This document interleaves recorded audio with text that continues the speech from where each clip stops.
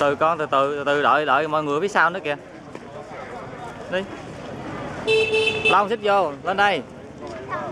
Long đứng lại đây Long ơi. Long đứng lại đây nghe ba. Long à Long. Đợi ba Long ơi.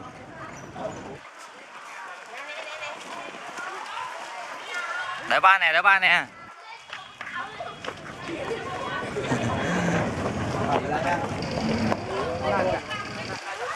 Ừ.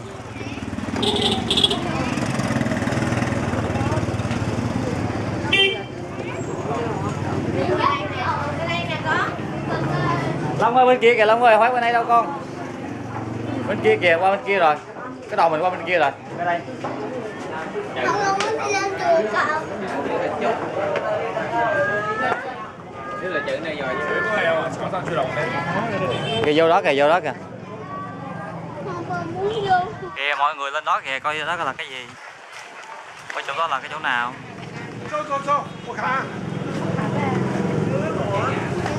À, cơ sở mỹ nghệ Trầm Hương. Rồi lên chùa cầu, lên chùa cầu.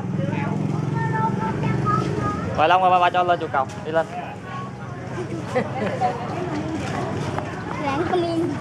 Xe.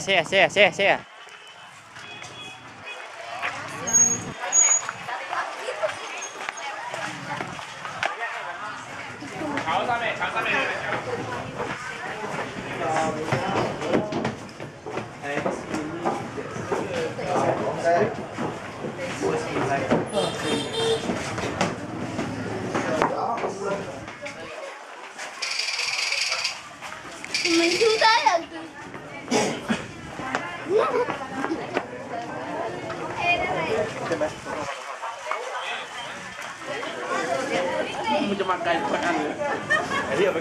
Xích vô Long.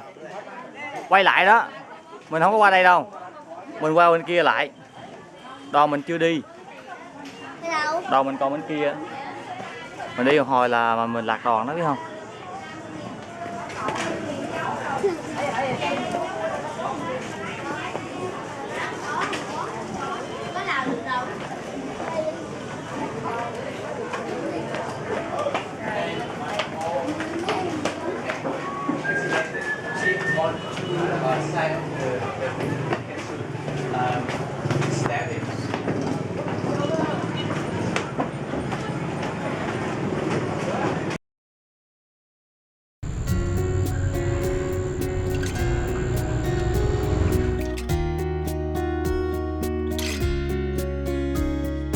An overnight bus ride put me in a small town right after dawn.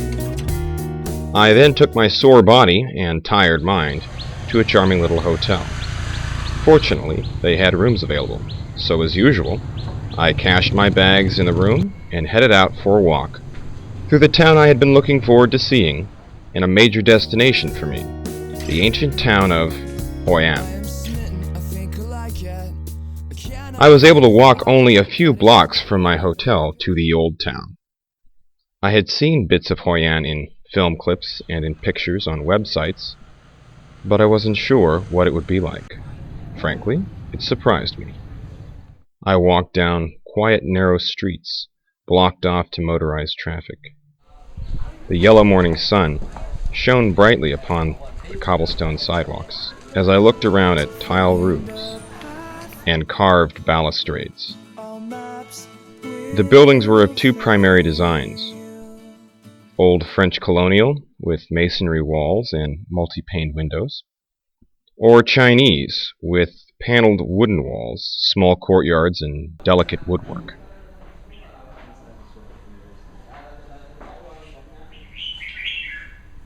The old town ran along a riverfront to an amazing 16th century Japanese bridge.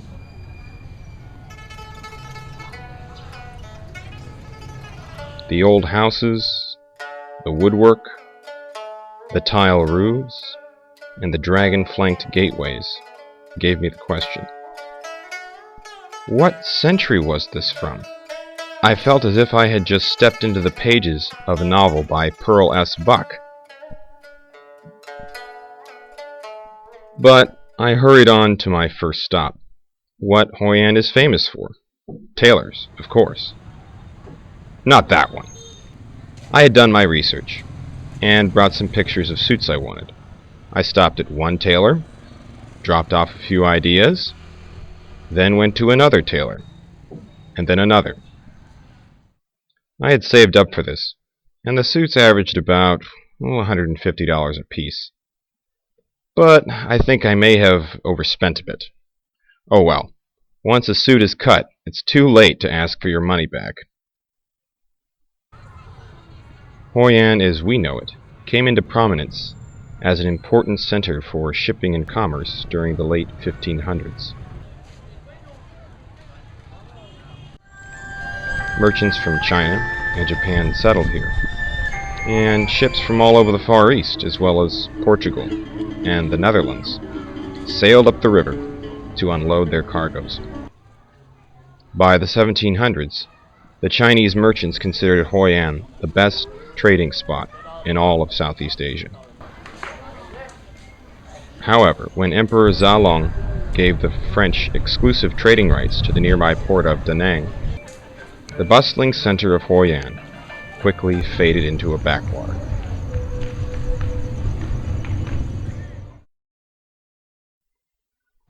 In fact, I wasn't the only one who noticed the time capsule aura that Hoi An's buildings and streets projected.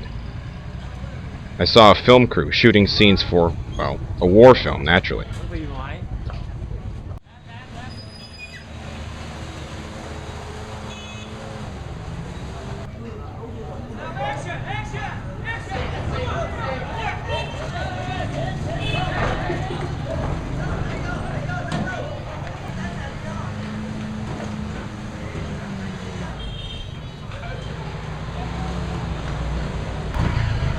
But apparently the locals had seen this before, and took it in stride. In a way, though, the town's obscurity was a blessing, because a great number of the buildings and streets were largely preserved, and the old town retains much of its 18th century charm. That is, if you discount the souvenir shops, the tailors, the restaurants, and of course, the crowds of tourists.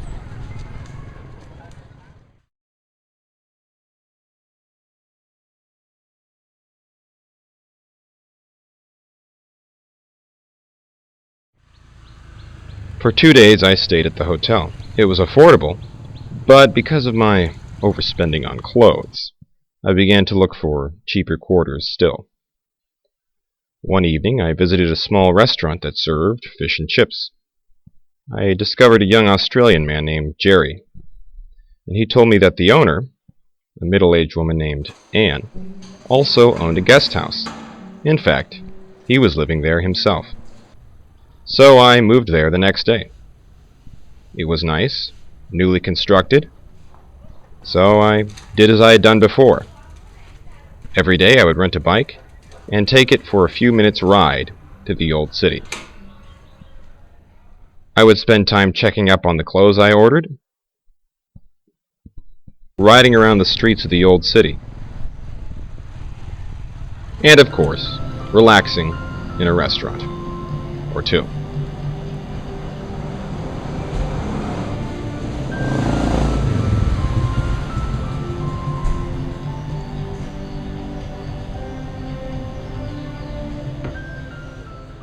In the afternoon, I would usually return to the house, and sometimes I would head out for the beach, which was only 15 minutes away.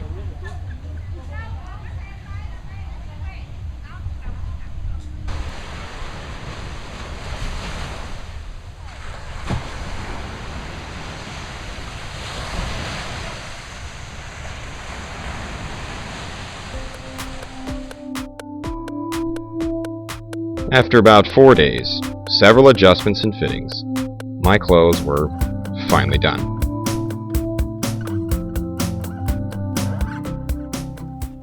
Later in the afternoon, after picking up my finished suits, I headed back to the old town.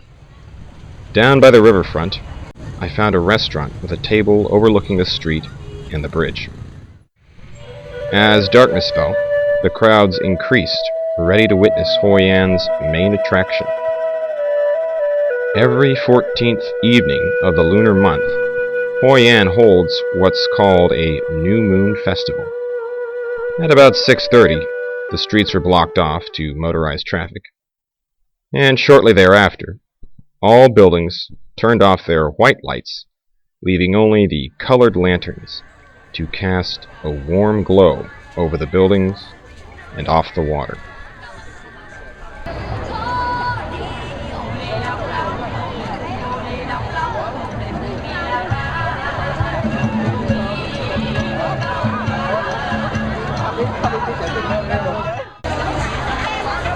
A few children came up to sell paper lanterns to put in the water, but their charming entreaties didn't move me to part with my money.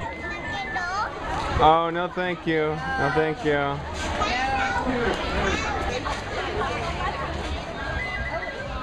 They did have some success with the people around me, though.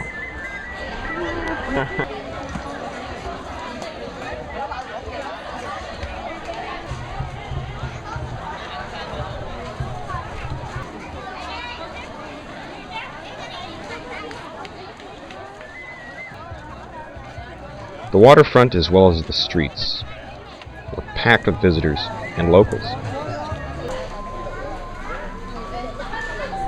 And it seemed as if it was taken as an opportunity for anyone to perform whatever they wanted.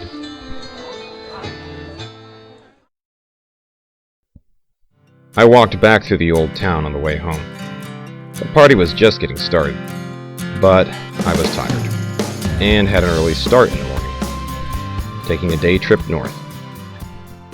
I had timed my visit to Hoi An to coincide with the New Moon Festival, and despite the crowds, like Saigon during Tet, it had been worth it.